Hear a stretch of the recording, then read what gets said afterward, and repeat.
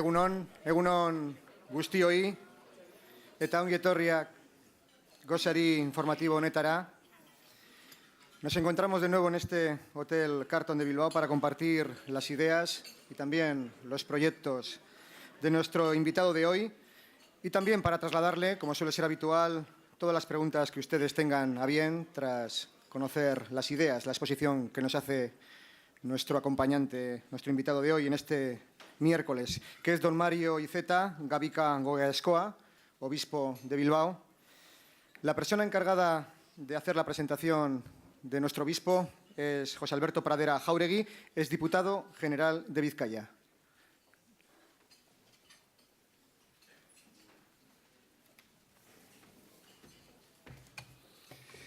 Egunon,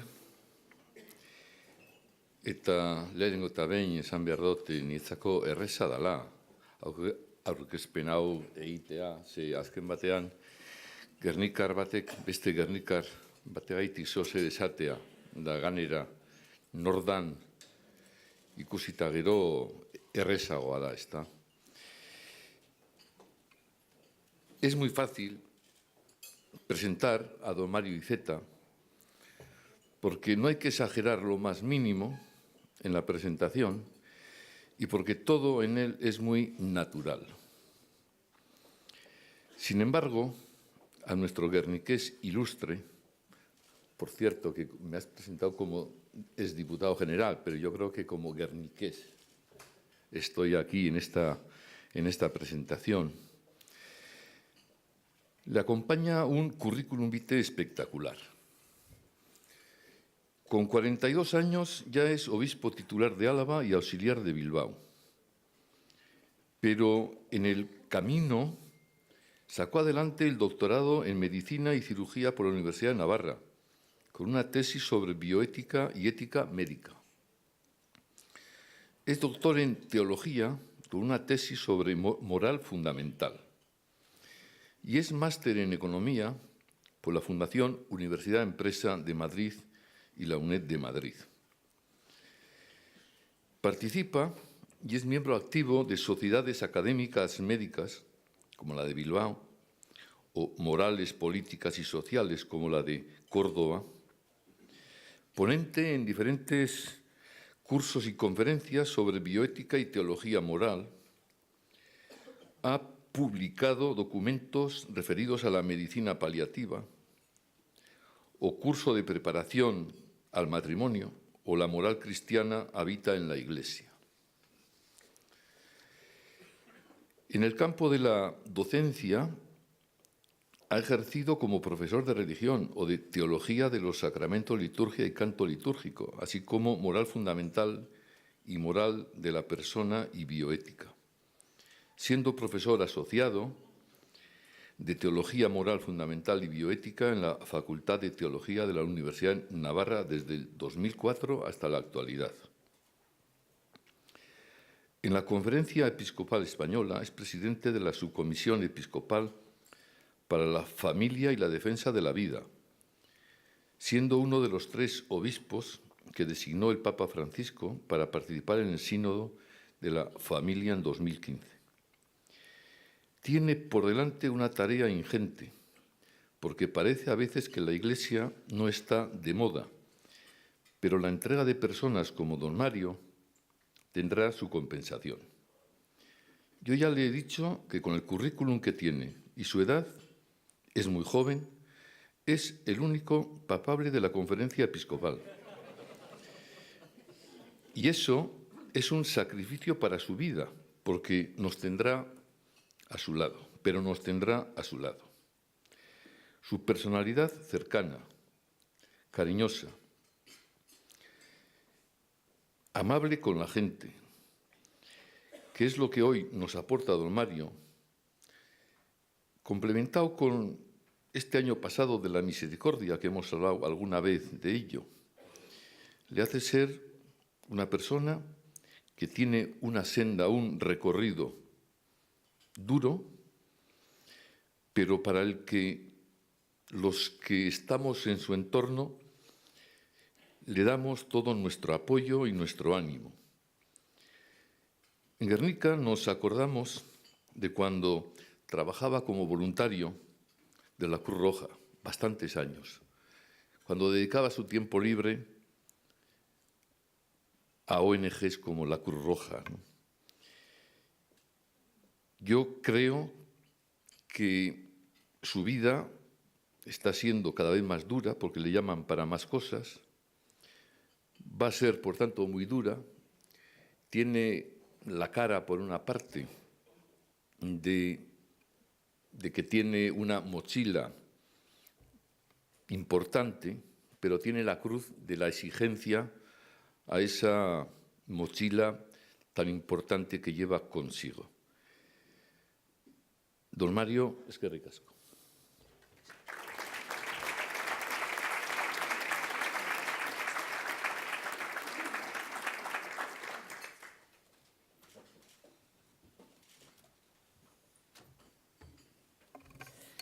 Bueno, pues después de estas tan amables palabras de don José Alberto, nos une el que somos de Guernica y una muy larga amistad hace mucho tiempo. Le agradezco estas palabras salidas del corazón. Y como decía el dermatólogo, vamos al grano. Alkate jauna, lehendakari Ardanza jauna. Agintariok eta lagunok. Lehenengo eta behin, eskerrik asko gure gaur goizean hemen izateagaitik. Behar bada, interesgarriagoa izango da, berbaldiaren ostean izan daikegun elkarrizketa. Frantzisko Aita Santuaren irakaspenaren ideia nagusiak azalduko deutzuedaz. Eta dalako irakaspen honek gure eleizbarrutian dauan harrerabe azaldu gurako neuskizue. Gure evangelizatze egitasmoek bat egin gura dabe Aita Santuaren proposamenakaz eta beroni benetan eskertu gura deutzaguz bere bizimodua eta lekukotasuna. El tema de estas palabras va a ser el modo en que nosotros en la Iglesia vizcaína queremos hacer nuestras y poner en práctica todos los elementos del magisterio y de la vida del Papa Francisco. Quisiera dar primero algún dato sobre la Iglesia de Vizcaya. En el territorio histórico habitamos 1.150.000 personas. La diócesis coincide con el territorio histórico, excepto la ciudad de Orduña, para una única ciudad que tenemos en Vizcaya, la cuida la diócesis de Álava. Y además tenemos acogida y adoptada Villaverde de Trucíos, que es cántabra, pero también es diócesis de Vizcaya. Hicimos hace 2 años una encuesta sobre cuál es el pulso de fe en Vizcaya y el 52% de la población se declaraba católica, 52%. De ellos, por tanto, son 600.000 los vizcaínos, vizcaínas que se declaran católicos. Y además, la asistencia dominical, los practicantes son un 16% de la población, es decir, unos 160.000 vizcaínos, vizcaínas que los domingos asisten regularmente a la Eucaristía. Es decir, somos capaces de llenar 4 veces el estadio de San Mamés cada domingo. Pero como decía, yo quería hoy hablar de cómo acogemos el magisterio del Papa. Nos acordamos que sobre las 8 menos cuarto de una tarde lluviosa, era 13 de marzo de 2013, yo tenía ese día una Eucaristía aquí en el Carmen con las mujeres empresarias de Vizcaya, por sus difuntos, y antes de bajar a la misa ya vi que había fumata blanca por la televisión. Bajé a la Eucaristía y al terminar todavía no había salido el cardenal protodiácono a anunciar quién era el Papa. Un poco después salió, sobre las 8. Y nos dijo las palabras que tanto conocemos, ¿no? Anuncio vobis gaudium magnum, habemus papam, eminentissimum, adque reverendissimum dominum Georgium Marium Sancte Romane Ecclesiae Cardinalem Bergoglio, qui sibi nomen imposuit Franciscum. Y hubo un silencio en todas las cadenas. No estaban los papeles del Papa Bergoglio, porque no salía en ninguna quiniela. Y todo el mundo dice, ¿y quién es Bergoglio? Yo decir que de él algo conocía, él ya había dado los ejercicios a la conferencia episcopal, no sé si don Juan María estarías en esos ejercicios del canal Bergoglio. Yo lo conocía porque era confesor en Lucena de las carmelitas a las que él llama. Y siempre me decía a las carmelitas, va a venir el padre Bergoglio, que le quiere conocer, a ver si le conoce, etc. Bueno, ser el Papa Bergoglio, que nadie sabía quién era el Papa Bergoglio. Hubo que buscar papeles. Y a mí me vino a la cabeza enseguida una idea de la Escritura, cuando dice el Señor, mis caminos no son vuestros caminos. Dios siempre nos sorprende. Y me desplacé a Roma. El 19 de marzo, él comenzaba el ministerio, quise estar en Roma.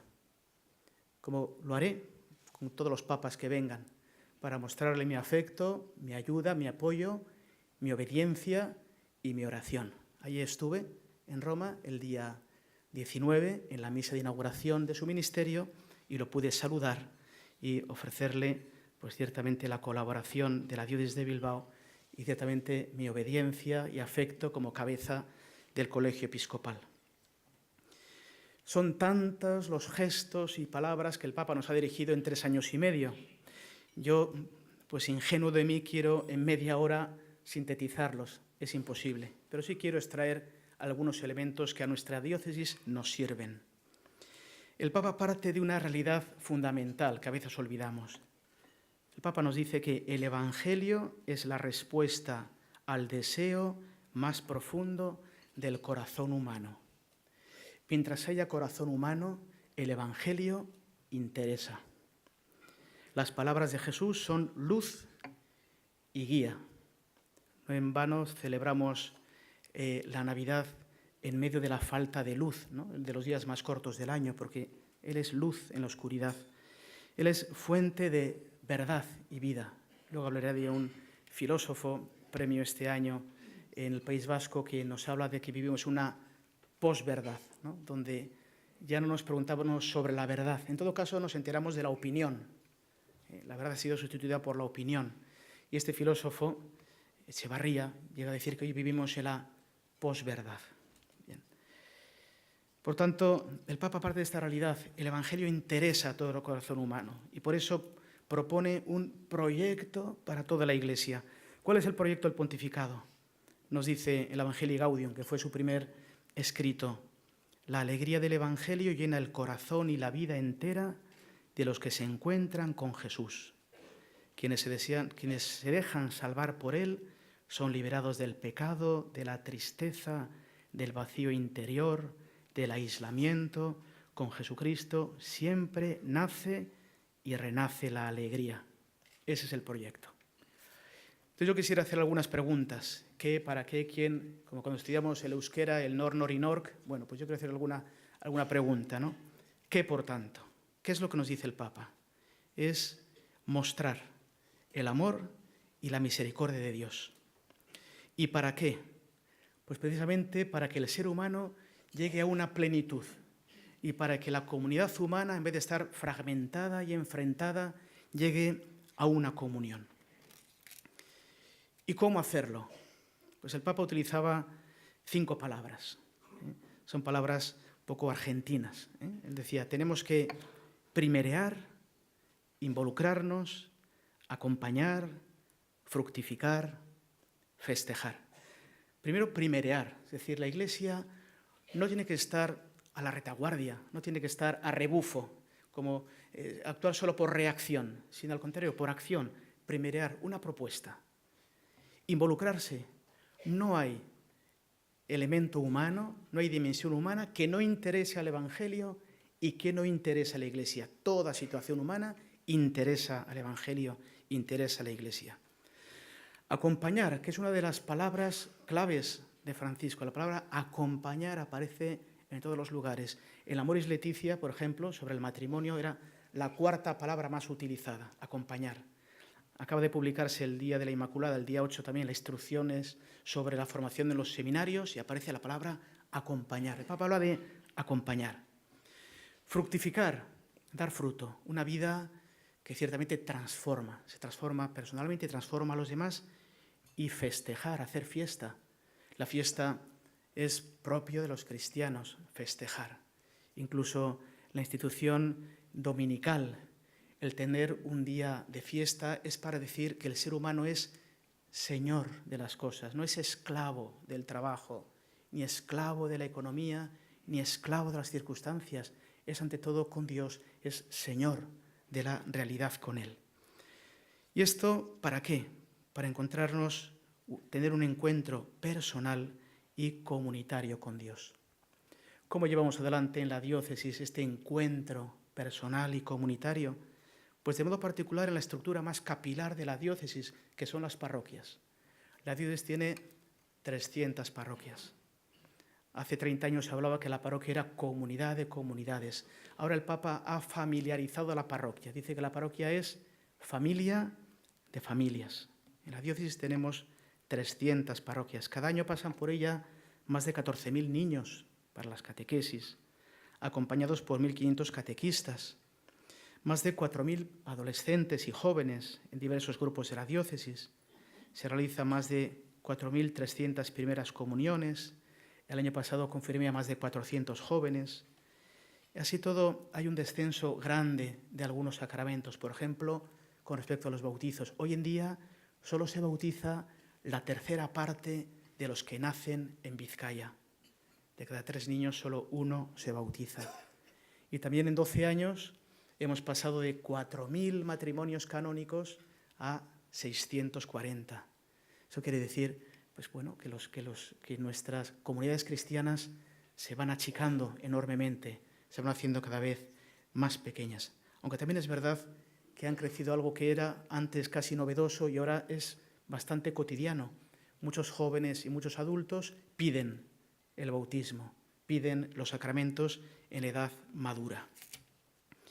Y el Papa nos dice, ¿quién tiene que hacer esta tarea? ¿Quiénes son los evangelizadores? Pues él habla de un término que ya usó en el documento de Aparecida, aquel documento de América Latina y del Caribe, de los obispos de América Latina y del Caribe, donde nos dice que los evangelizadores son los discípulos misioneros. Es el modo en que él nombra a los cristianos. Los cristianos son discípulos y porque son discípulos son misioneros, es decir, aquellos que aprenden. Luego dedicaré un apartado a la educación, pero me parece muy importante el tema del discipulado, es decir, para aprender es necesaria la experiencia vivencial, es necesario estar con el maestro.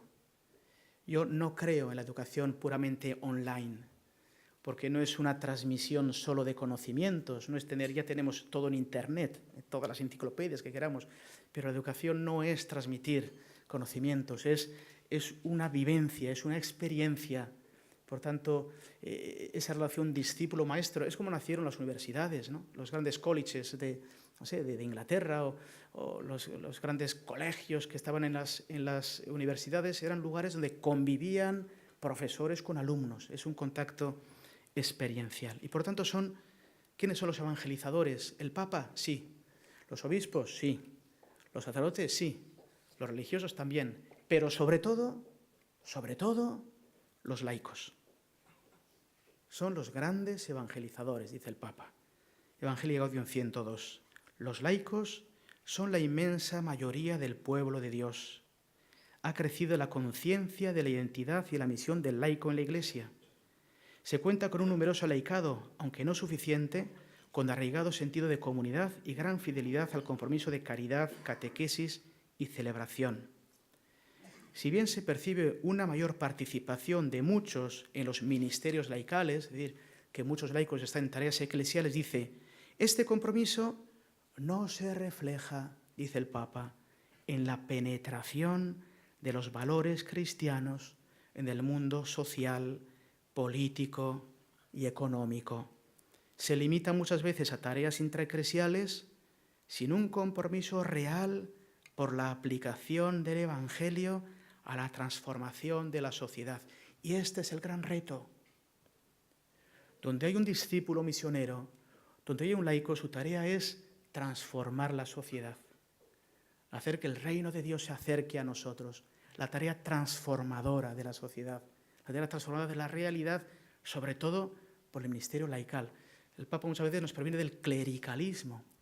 El clericalismo no solo afecta a los curas, también puede afectar a los laicos. Dice, bueno, nosotros nos dedicamos a tareas intereclesiales. No. ¿Y quién transforma el taller de trabajo? ¿Quién transforma la empresa? ¿Quién transforma la consulta médica? ¿Quién transforma la escuela, la universidad? Donde hay un cristiano se hace presente el Evangelio. Por lo tanto, el Papa hace una fuerte llamada de compromiso a los discípulos misioneros. Nuestro plan de evangelización lo dice así también. Pretendemos impulsar la creación de realidades comunitarias y el fortalecimiento de un laicado responsable. Impulsar itinerarios vocacionales y formativos del laicado en su identidad y misión para transformar la sociedad. ¿En qué ámbitos nos pide el Papa que se opere este anuncio de la alegría del Evangelio? En muchos. Yo voy a dedicarle 1 minuto a 9 ámbitos, 1 minuto a cada ámbito, de modo para no alargarme y terminar pronto. El primer ámbito es la familia. Es la primera vez que en la Iglesia se dedican 2 sínodos a un único tema. Ha habido muchos sínodos en la Iglesia desde el Vaticano II. Solo a la familia el Papa le ha dedicado 2 sínodos. Y además precedido por una encuesta a toda la Iglesia universal. Cualquier parroquia de Vizcaya pudo hacer las aportaciones para el sínodo de la Iglesia, ¿no?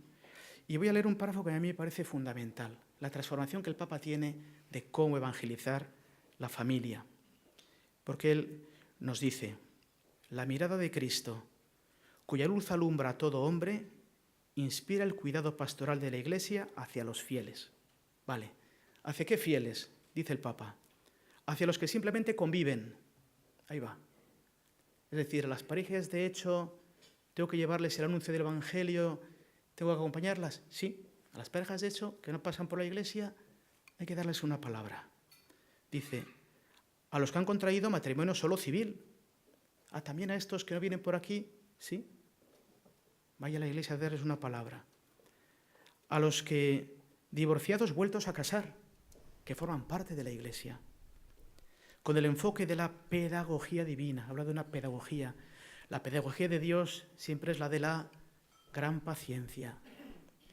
Muchas veces es un elemento que aparece en el Evangelio que quizá no tenemos muy encima de la mesa. En el Evangelio aparece siempre la gran paciencia de Jesús, la paciencia, el acompasar el paso. A quienes participan de modo imperfecto, les infunde valor para hacer el bien, para hacerse cargo con amor el uno del otro. Y cuando la unión alcanza una estabilidad notable mediante un vínculo público, puede ser vista como oportunidad para acompañar hacia el sacramento del matrimonio donde sea posible. Hoy en día bien sabemos que hay una gran fragilidad en los matrimonios. He dicho antes que han bajado de 4.000 a 600. Dicen las estadísticas que a los 5 años se han roto la mitad de los matrimonios. En el caso de los matrimonios canónicos, el 30%. A los 15 años se han roto el 70% de los matrimonios. Vemos que aumentan familias donde solo vive una persona.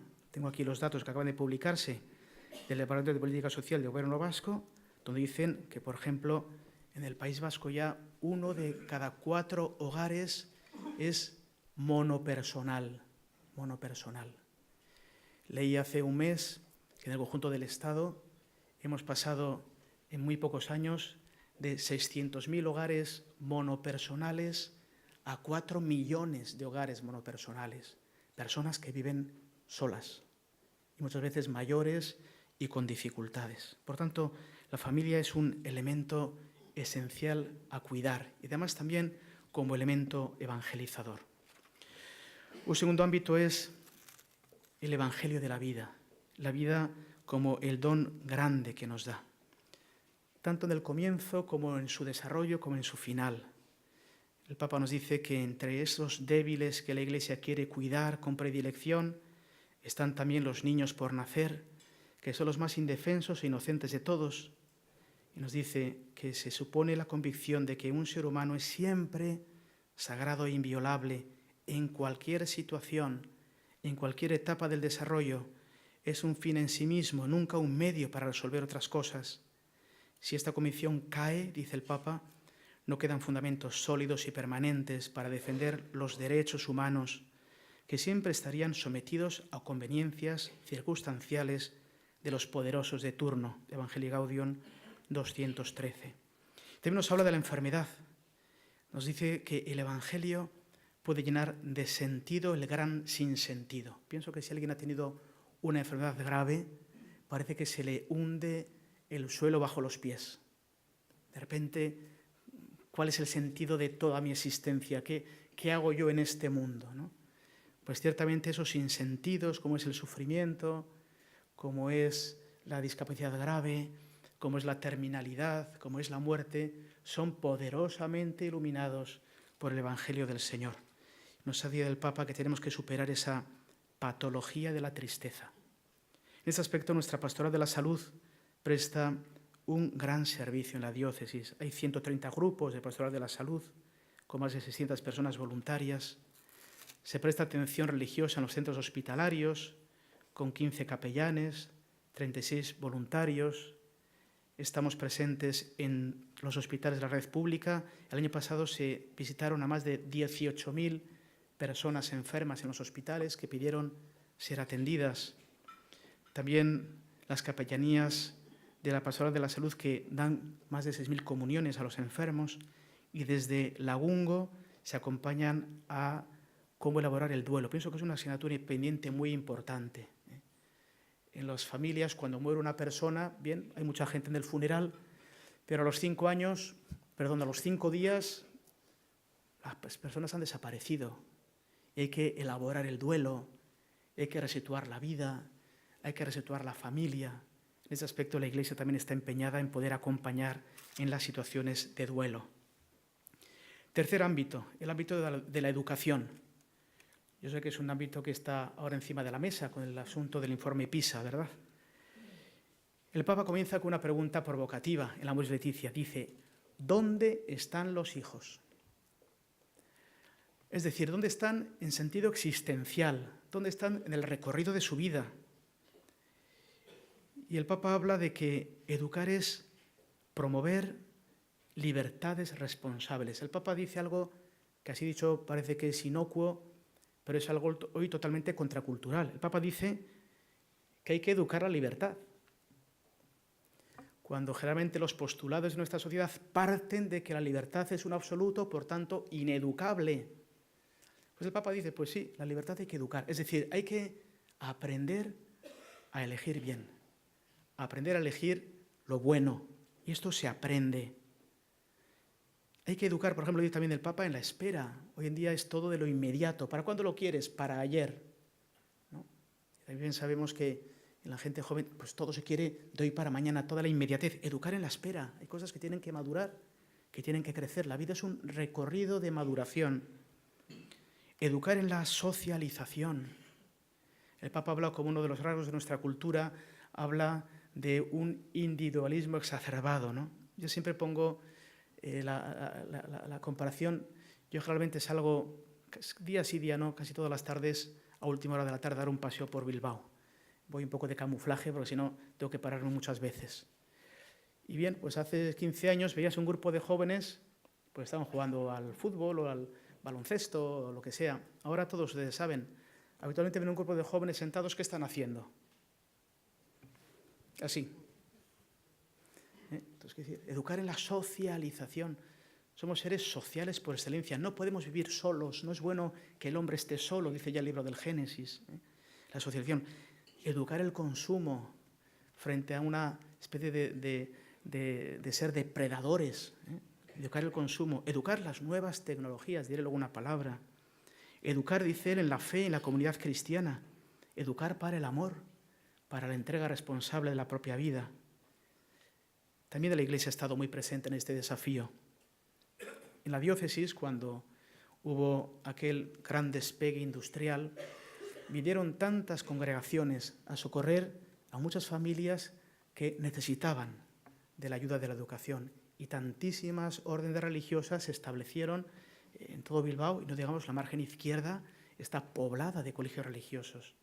Y pienso que es de justicia agradecer a aquellas comunidades religiosas que quizás ahora son más pequeñas, más ancianas, pero que han dado su vida por educar a tantos jóvenes, tantos niños.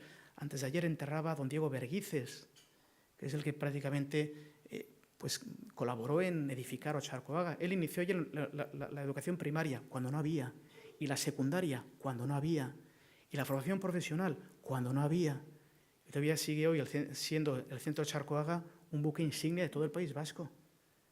La mitad de las plazas educativas en Vizcaya son de congregaciones religiosas que vienen de una larga historia de comunidades que se comprometieron en educar a los hijos e hijas de aquellas épocas que tienen esta necesidad. Por no decir la prestigiosa Universidad de Deusto, la Escuela Nuestra de Magisterio, Begoña Contramari, el Instituto de Teología y Pastoral, y luego esta educación que llamamos difusa. Qué importante hoy es educar a los jóvenes en su tiempo libre en las nuevas tecnologías, que hoy en día quizás tienen un gran poder educativo respecto a los jóvenes. Ahí tenemos movimientos de tiempo libre, de acción católica, de scouts católicos, y de muchas instituciones que se dedican a ayudar a educar a los jóvenes en ese tiempo libre. El cuarto tema es el tema de la economía, de la empresa y del trabajo, el reto del paro y del trabajo digno. Y aquí el Papa también tiene una palabra para todos, ¿no? Parte diciendo de que el crecimiento en equidad exige algo más que un crecimiento económico, es un crecimiento en equidad. Hay que generar riqueza, necesitamos riqueza, pero tenemos que repartir la riqueza. Por eso habla de un crecimiento en equidad donde nadie quede descartado, nadie quede en la cuneta, una economía al servicio de la persona, una economía centrada, no como un fin en sí mismo, solo la persona es fin en sí mismo, la economía es un medio al servicio de la persona, ¿no?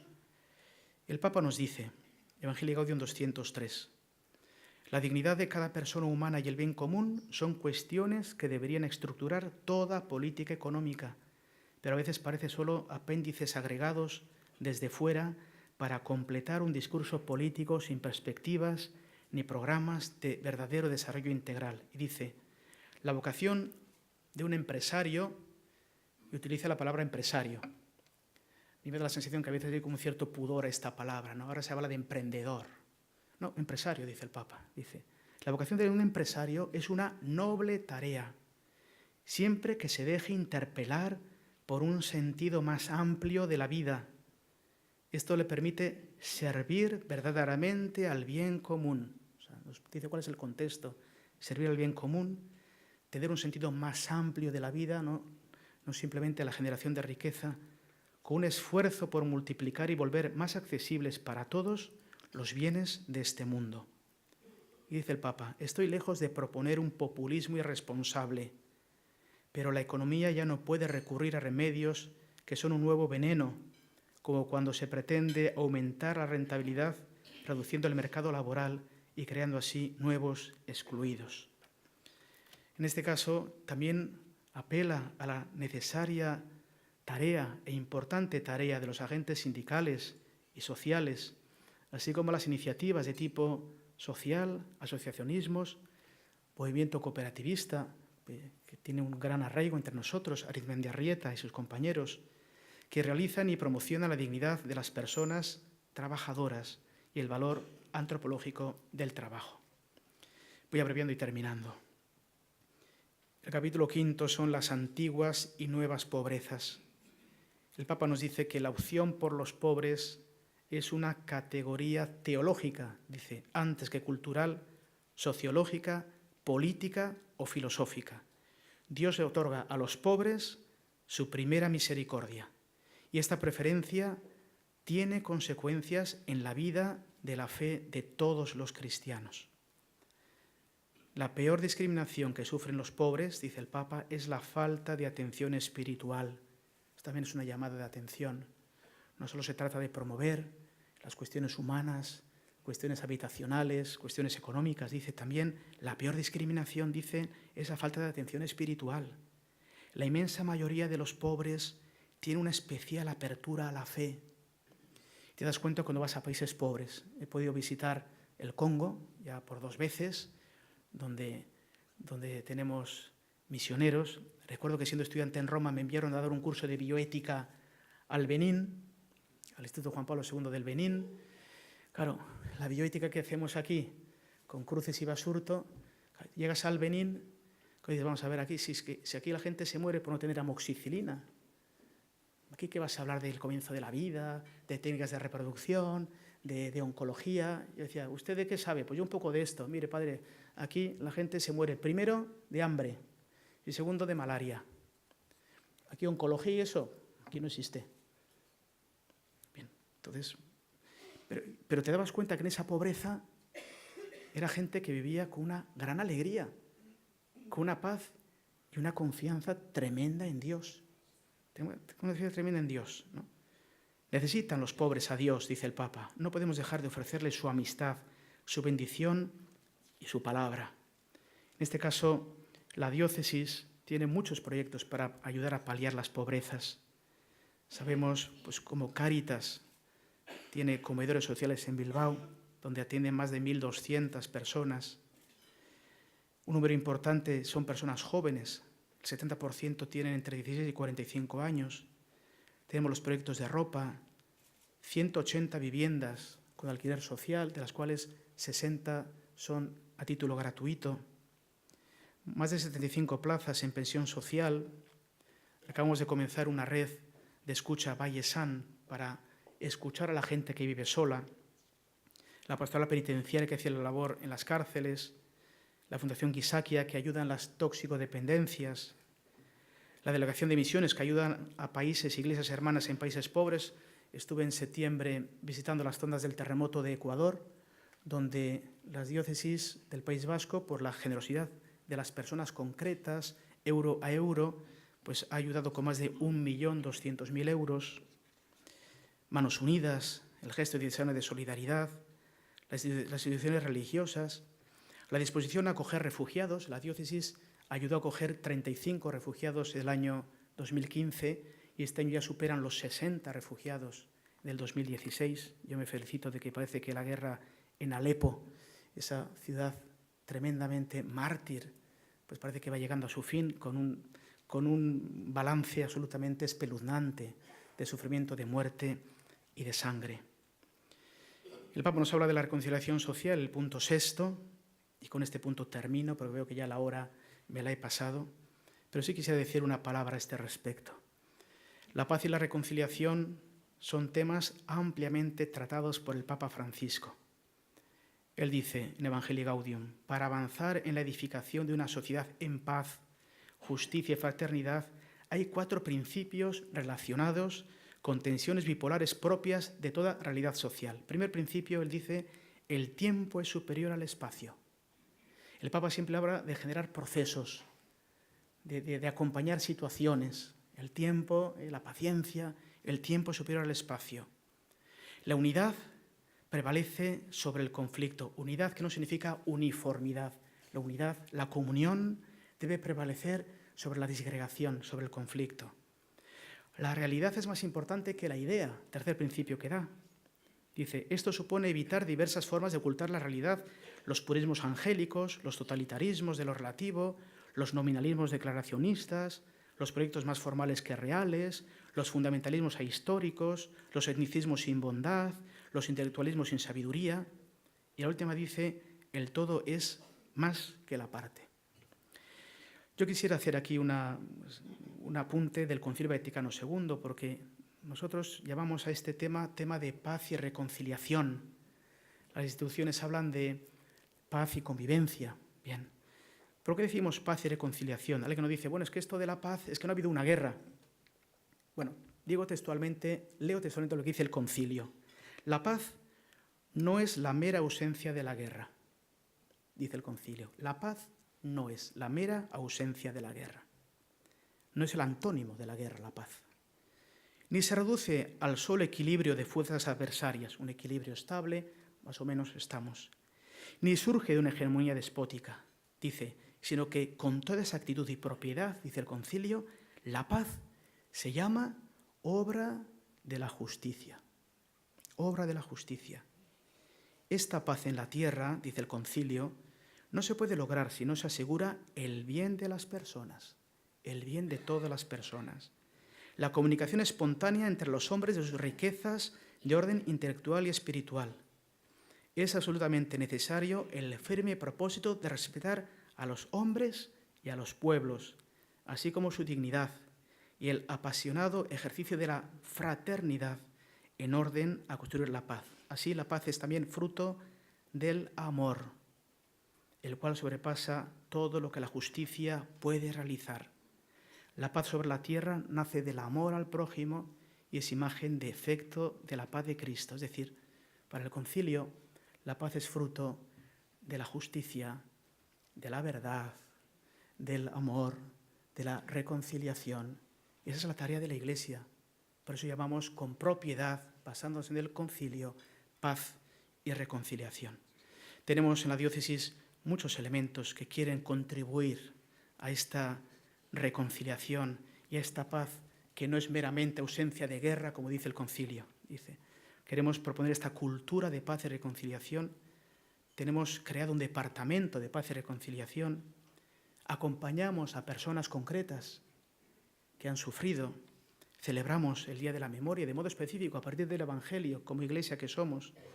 Tenemos un encuentro, el Baqueto Paqueta, que hacemos hasta ahora en Guernica cada año. También colabora Lagungo, el centro de orientación familiar que ha ayudado a muchas personas que han sufrido y que sufren por esta causa. Y termino con un agradecimiento. Me dejo muchas cosas, pero no he calculado bien el tiempo, como nos suele pasar. Dejar a un obispo un micrófono es absolutamente peligroso, porque he de decir que la conferencia episcopal, como hablamos, se corta a los 3 minutos, hable quien hable. Que esté un cardenal, bla, bla, bla, bla, ¡pum!, 3 minutos, lo siento. Bueno, pues aquí no se corta por cortesía de la casa, pero yo corto. Concluyo. El magisterio del Papa es fuente incesante de renovación de la experiencia cristiana y de la vida de la Iglesia. Es momento de agradecer el servicio impagable que el Papa presta en dimensiones tan diversas y tan trascendentales, no solo del devenir de la Iglesia, sino también del devenir de la humanidad. Pienso que hoy el Papa es una de las grandes autoridades morales a nivel mundial. Nosotros, en nuestra diócesis, queremos sencillamente acoger con brazos y corazón abierto el testimonio y enseñanza de Francisco, llevarlo a la práctica con la ayuda de Dios, en la medida de nuestras capacidades, siempre pequeñas, frágiles y limitadas. En esta exposición he pretendido sencillamente mostrarles lo que la Iglesia de Vizcaya quiere realizar de modo cotidiano, con humildad, con constancia y confianza. Queremos ciertamente responder a la triple invitación del Papa Francisco. Primero, una Iglesia en comunión y en salida. Segundo, una Iglesia servidora y samaritana que acoge y acompaña a la humanidad. Es el título de aquel documento conciliar Gaudium et Spes. Los gozos, las esperanzas, las alegrías, las tristezas de la humanidad, la Iglesia las quiere acompañar. Quiere ser lumen gentium, luz de las gentes, como decía el concilio, testigo del Evangelio de Jesús, anunciadora del mensaje de salvación. Eskerrik asko, erakutsi deustazuen arreta eta pazientziagaitik. Francisco Aita Santuaren berba honek zuen bizitzarako eta gizarte erantzunkizunetarako lagungarri izatea gustatuko itzakit. Gogoan izan gure elizbarrutiak emoen deikizuen zerbitzua palabe. Eube, entzakotzak hartzen zaituegu. En estas vísperas de la Navidad, aprovecho esta ocasión para desearles una santa y feliz natividad del Señor y que Él les siga bendiciendo y acompañando durante el nuevo año que vamos a comenzar. Eskerrik asko.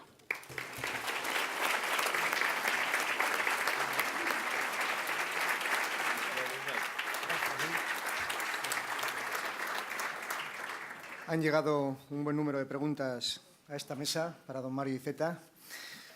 Como usted ha dicho en su intervención que las comunidades cristianas se van achicando, pues hay un par de preguntas en torno a los datos en la Iglesia.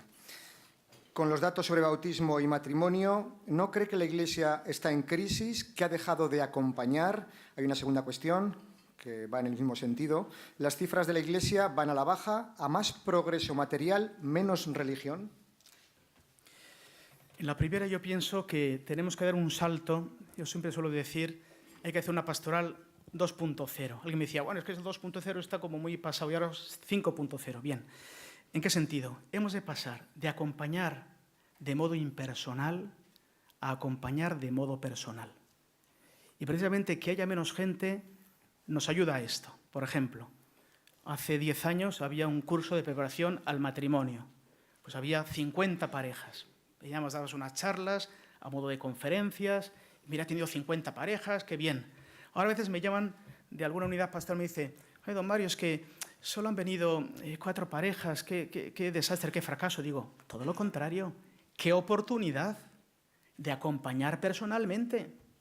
Pero vamos a ver, Jesús no perdió toda la tarde con los 2 testigos de Emaús. Toda la tarde. Y mira que tenía cosas que hacer, ya había resucitado, tenía que ir a muchos sitios. Toda la tarde con los 2 de Emaús. Ya ves, venimos hechos polvos, aquí lo han matado, miren lo que ha pasado. Ahí está Jesús toda la tarde. Entonces decía, a ver, 4 parejas, ¿qué estáis? 4 catequistas, un catequista por pareja.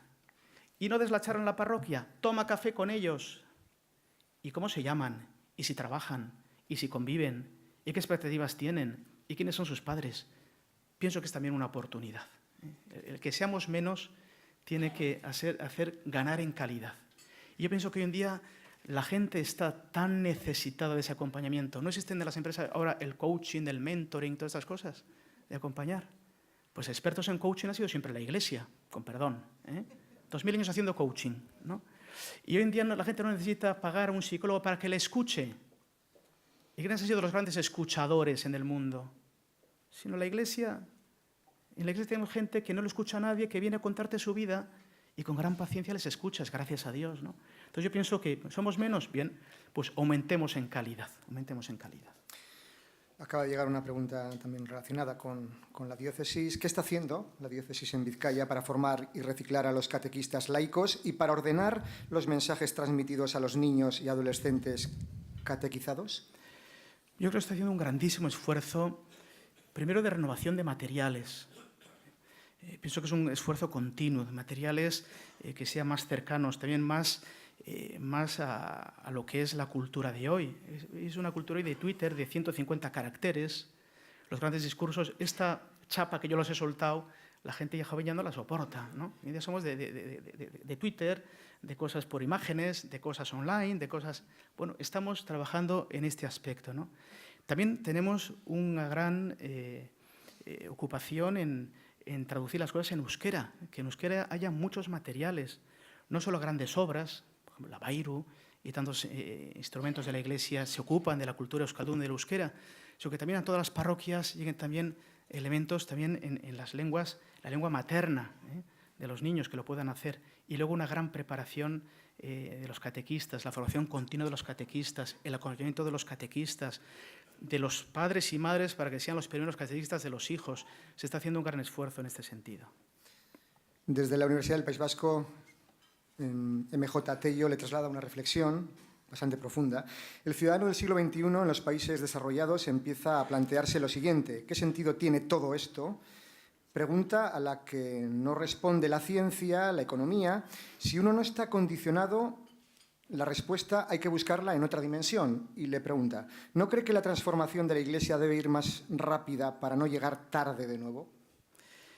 La Iglesia es una institución de 1.200 millones de personas y además es una institución pluricultural, por no decir toticultural. Como saben, el año pasado estuve en el Sínodo de los Obispos. Estamos 260 obispos. Yo no me quise alojar en el Colegio Español, digo, porque para estar con los obispos españoles ya nos tenemos muy vistos y muy aburridos ya. Me alojé en la Casa Internacional, entonces donde un día pues comía con los obispos de Siria, curiosamente con el obispo que antes de ayer le pusieron la bomba en su catedral en Egipto, 2 o 3 veces cené con él, con los de Indochina, con el de Bangladesh, con el de Sudáfrica. Y te das cuenta de que la Iglesia es muy grande y, por tanto, elementos para toda la Iglesia universal y para que eso cale lleva su tiempo. Esto es como, aquí estamos a lo del mar, no es lo mismo ir en un chinchorro, que haces así, gira el chinchorro, que en un transatlántico de 500 metros de eslora, que tú giras el timón y empieza a girar dentro de media hora. La Iglesia pasa igual. La Iglesia no haces así y se acabó. La Iglesia genera procesos y va cambiando. Y luego, como dice mi buen amigo Tello, con el cual converso con menos frecuencia de la que quisiera, Ciertamente, la ciencia puede decir qué es el hombre. La ciencia no dice quién es el hombre. Es otro lugar. Yo cuando voy al médico me dice qué soy yo. Pues especie humana, cierto sobrepeso, con tal tensión arterial, con tal no sé qué, pero no dice quién es Mario. ¿Quién es Mario? Entonces, la ciencia, como toda ciencia, tiene su lugar epistemológico, tiene su propia metodología, y no hay ciencia que sea omnicomprensiva, ni la teología. A veces, los grandes problemas que ha habido muchas veces en la historia de la humanidad es también pensar que la teología o la Sagrada Escritura también responde a cuestiones de ciencia, o a cuestiones de física o de biología, y no responde a esto. Lo que responde la Sagrada Escritura, la teología, es a la historia del hombre y a su salvación. Cada ciencia, cada disciplina tiene su objeto concreto y su metodología. Lo malo es cuando saltamos de una a otra. Antes me ha presentado, yo me he dedicado a la medicina y me he dedicado a la teología. Y tengo que saber muy bien dónde estoy hablando y en qué terreno estoy en cada uno. No puedo utilizar el método médico en la teología ni la investigación teológica en la medicina. Tengo que saber lo que busca cada una y cuál es su campo de... Ahora, que después es verdad que la verdad es sinfónica, la verdad es una orquesta, ¿no? Donde llegas tú a un conocimiento sintético y complexivo de la realidad, donde teología, ciencia, filosofía, tal, se suman, ¿no? Pienso que este es un tema muy importante. Como hay muchas preguntas, don Mario, le rogamos brevedad, es que aunque tengo una entiendo que capacidad de tenga que argumentar muy que bien. son cosas muy las explicaciones, profundas y claro, no efectivamente. puedes decir sí o no, pero bueno, Estoy de acuerdo. vamos a ello.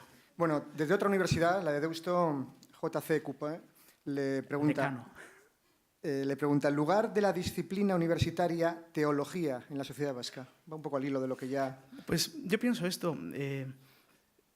Estamos hablando también de la educación integral. Es que el ser humano tiene muchas dimensiones y una de ellas es la dimensión trascendente. ¿No? Si cupiera en nuestro corazón todo el universo, nuestro corazón no quedaría saciado. Y creo que esto tenemos todos experiencia, ¿no? Buscamos cosas en la vida, las alcanzamos incluso, pero siempre estamos con una nostalgia de más, queremos más. El último término es la nostalgia de Dios, ¿no? Y por tanto esa dimensión trascendente que a veces está muy poco desarrollada, creo que es muy importante. Y además, termino con una frase del Papa Benedicto, su última homilía de Nochebuena, él decía, cuando decía que ha nacido Cristo, que nos revela un Padre, y decía, precisamente los hombres dejan de reconocerse como hermanos cuando no se reconocen hijos e hijas de un mismo Padre.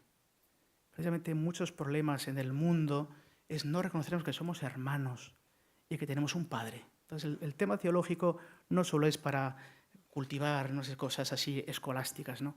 Tiene una gran repercusión en la vida. ¿Cómo les trata el gobierno vasco en materia de educación? Pues tenemos una excelente relación con el gobierno vasco. Yo pienso que en muchas cosas que las que he dicho ahora, del cultivo de la cultura, de la educación, de la atención a las pobrezas, pienso que el trabajo que hay en red de los municipios, las administraciones locales, autonómicas, de la Diputación y de la Iglesia, pues todos tenemos una gran conciencia de trabajar por el bien común, cada uno desde su especificidad y trabajando en red. Yo en este caso sí quisiera pues, felicitar a las administraciones, que pienso que el entendimiento es muy grande, el trabajo en la sinergia para el bien común en tantos aspectos, pienso que es fructífero y pienso que es modelo de imitar cómo es posible entre diversas responsabilidades y diversas administraciones hacer sinergias y potenciar el bien común, que es el que todos queremos servir. Pregunta de Javier Rubio, de la revista Ciudad Nueva. Dice que no cree en la educación online, pero hoy todo circula por la red. ¿Cómo se plantea la Iglesia evangelizar este ámbito? Bien, hay que ser no he dicho que no creo en la online, no creo en la solo online, en la solo online. Yo pienso que el tema online efectivamente es fundamental. Hoy en día, ¿quién no tiene, y lo utiliza? Y hay que utilizarlo bien. Pero pienso que la educación es algo mucho más largo que esto.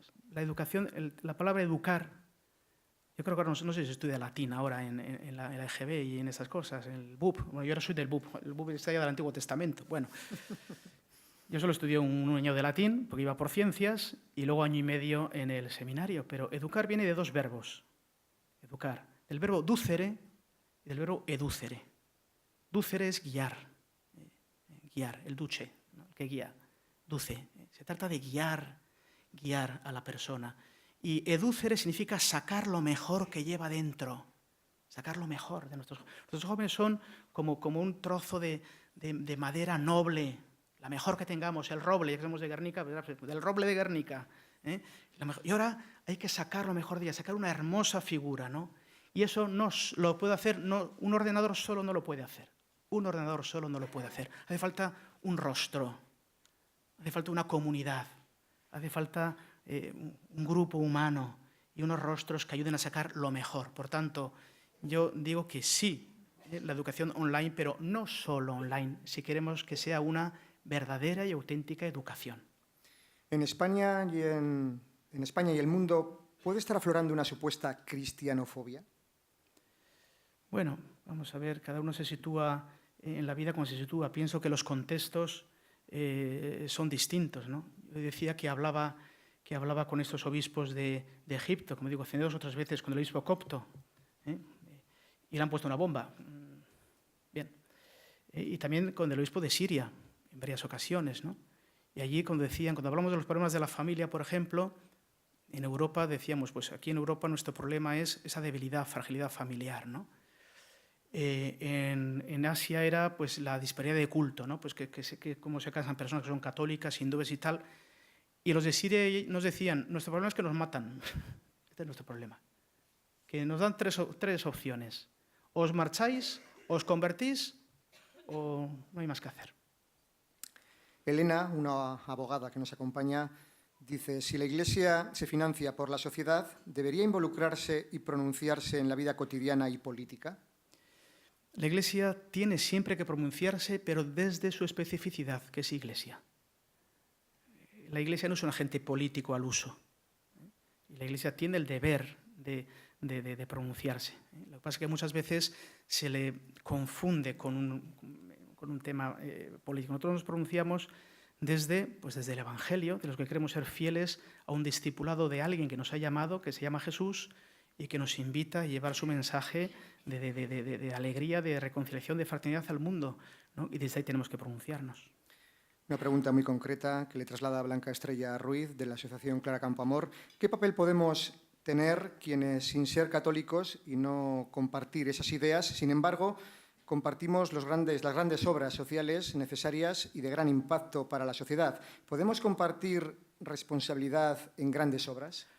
Bien sabe ella que sí, y que hemos hablado muchas veces, desde la diferencia de planteamientos, ella que preside la Asociación Clara Campoamor, y hablamos largamente y gozosamente hace un año. Yo pienso, como digo, la Iglesia quiere hacer su aportación humilde y sencilla desde su perspectiva, y evidentemente que coincidirá con muchas asociaciones que no parten de los mismos principios, pero que sí buscamos el bien de las personas y el progreso de la humanidad. Precisamente la Universidad de Deusto me ha invitado ahora a junio para que celebrar los 50 años de la Populorum Progressio, aquel hermoso texto pontificio, ¿no? Donde habla del progreso de la humanidad, ¿no? Y el mismo concilio nos habla de que la Iglesia quiere ser servidora de la humanidad y además conjuntamente servirla con otras personas que sin coincidir en sus principios, pero sí tenemos esta voluntad de servicio y trabajar mano a mano para mejorar a las personas y a la sociedad. Don Moriceta, probablemente la siguiente pregunta ya la esperaba o la tenía en mente. ¿Cuándo va a aceptar la Iglesia a la mujer de igual a igual? ¿No les parece que hay motivos para darles todo lo que está al alcance de los hombres? Como ya me la esperaba, y además lo he visto que entraba antes de que yo empiece a hablar, pues me he traído el punto de Evangelii Gaudium 104 de que habla el Papa. Leo al Papa. Las reivindicaciones de los legítimos derechos de las mujeres, a partir de la firme convicción de que varón y mujer tienen la misma dignidad, plantean a la Iglesia profundas preguntas que la desafían y que no se pueden eludir superficialmente. Por tanto, yo contestar en un minuto sería hacerlo superficialmente. El sacerdocio reservado a los varones, y el Papa lo ha vuelto a insistir, como signo de Cristo esposo que se entrega en la Eucaristía, es una cuestión que no se pone en discusión, dice el Papa, pero puede volverse particularmente conflictiva si se identifica demasiado la potestad sacramental con el poder. Tenemos en cuenta que en la Iglesia la potestad sacramental no es de poder, es de servicio. Yo siempre pongo, a mí lo predico varias veces, me llama mucho la atención en las tres, esta es la última, ¿verdad? No, quedan Vaya, más. por Dios. Bueno, entonces leo, no hago excursus. E incluso una más en relativa a la Vale, mujer. pues respondo aquí a todas y no voy de respondida. No hay que olvidar que cuando hablamos de la potestad sacerdotal nos encontramos en el ámbito de la función, no de la dignidad ni de la santidad. El sacerdocio ministerial es uno de los medios que Jesús utiliza al servicio de su pueblo, pero la gran dignidad viene del bautismo, que es accesible a todos. La configuración del sacerdote con Cristo cabeza no implica una exaltación que lo coloque por encima del resto. En la Iglesia, las funciones no dan lugar a la superioridad de los unos sobre los otros. De hecho, una mujer, María, es más importante que los obispos. Aun cuando la función del sacerdocio ministerial se considere jerárquica, hay que tener bien presente que está ordenada totalmente a la santidad de los miembros del cuerpo místico de Cristo. Su clave y su eje no son el poder entendido como dominio, sino la potestad de administrar el sacramento de la Eucaristía. De aquí deriva su autoridad, que es siempre un servicio al pueblo. Aquí hay un gran desafío para los pastores y para los teólogos, que podrían ayudar a reconocer mejor lo que esto implica con respecto al posible lugar de la mujer allí donde se toman las decisiones importantes en los diversos ámbitos de la Iglesia. Evangelii Gaudium 104. Quisiera glosarlo, pero no me vas a dejar. Bueno, no, le dejo, don Mario, le dejo. Incluso, bueno, también le trasladaban si cree que el actual Papa tendrá tiempo para materializar estos cambios que... Pues tiempo. Ha cumplido 80 años estos días. No sé cuánto... El sábado cumplió 80 años, ¿verdad? ¿Cuánto va a vivir este Papa? Recuerdo que Juan Pablo II, que estaba malito, y llevaban delante a los cardenales a felicitar. Un cardenal se le acercó y le dijo: Santo Padre, hasta los 100 años. El Papa le dijo: no ponga límites a la providencia, ¿no? Entonces, pues está. ¿Tendrá tiempo? Pues ojalá, no lo sé. Y dejar de lado a los homosexuales o a la mujer, ¿tiene vuelta? Vamos a ver, la Iglesia no deja fuera de su comunión a ninguna persona, absolutamente. Toda persona humana tiene su puesto, su lugar, su acogida y su abrazo en el seno de la Iglesia. Muy bien. Otro asunto, vamos con las dos últimas preguntas, ahora sí. ¿Ha tomado usted alguna iniciativa directa por conseguir el don de la paz, particularmente hacia la izquierda Berchale? He dicho que tenemos varias iniciativas, ¿no? Nuestra tarea, como digo, no es una tarea del ámbito político, es del ámbito pastoral. Y en este momento pienso que es una tarea, sobre todo, de persona a persona. Pienso que ya los obispos anteriores, aquí está uno de ellos, el hermano Juan María, han hecho un esfuerzo ímprobo y han escrito preciosos documentos sobre este tema. Pienso que sobre el tema está todo escrito y ahí están pues, varios tomos de los escritos. Nosotros, modestamente, los obispos que hemos llegado al final, poco más podíamos decir de un magisterio profundo, pensado y desgranado. Nosotros lo que hacemos ahora es llevar a la práctica acompañar a todas las personas que están heridas o dolidas. Y es un acompañamiento, como digo, a título personal, a título de acompañamiento, como dice el Papa en esa pastoral 2.0, ¿no? Y también esos encuentros de personas de diversos signos o de diversas circunstancias en este doloroso asunto. En este caso, sí, se está acompañando a estas personas y facilitando este tipo de encuentros. ¿Ve, por lo tanto, ahora más posible que hace unos años la reconciliación? No me cabe la menor duda, y en eso estamos. Y ojalá que sea pronto esa reconciliación y esa fraternidad estable, ¿no? Más allá de la convivencia, que es tarea de las instituciones, nosotros vamos a un elemento más profundo, que es esa dimensión ya moral, que en el fondo es una gracia de Dios, ¿no? Es curioso que hemos salido del año de la misericordia, hemos hablado mucho de la misericordia del año pasado, ¿no? Hay una oración del domingo 26 del tiempo ordinario, que es una oración preciosa. Dice: oh Dios, que muestras tu poder. Podríamos preguntar: ¿y cuál es el poder de Dios? ¿Dónde muestra Dios su poder? Y después: oh Dios, dice esa oración, que muestras tu poder especialmente en el perdón y la misericordia. El poder de Dios es el perdón y la misericordia.